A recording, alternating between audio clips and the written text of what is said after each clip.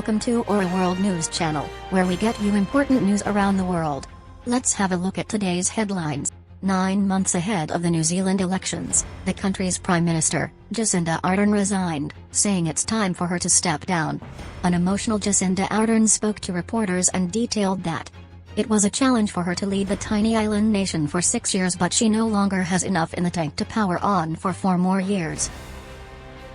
The U.S. Department of State announced phasing out of the font Times New Roman in all official communications in favor of Calibri, citing issues related to issues for individuals with disabilities. The U.S. State Department orders domestic offices and bureaus, posts overseas to adopt Calibri as the standard font in support of creating a more accessible department from February 6. Matteo Messina Denaro, a brutal Sicilian mafia boss who was Italy's most wanted criminal before his capture, had been on the run for 30 years.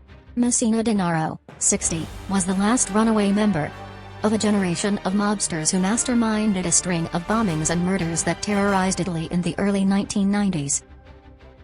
The number of children grappling with various forms of undernutrition in Sri Lanka increased for the first time in at least 6 years in 2022, a government report and data from the Health Ministry indicate.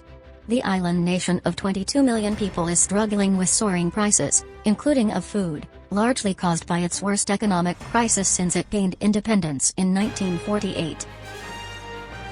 Adani Enterprises Limited is seeking to raise $2.5 billion by selling shares in a price band of 3,112 rupees to 3,276 rupees apiece, according to an exchange filing.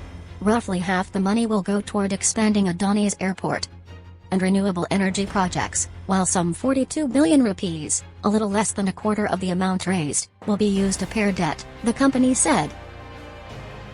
That's it for today. Thank you for watching Aura World News. Do like, share, subscribe, and have a great day ahead.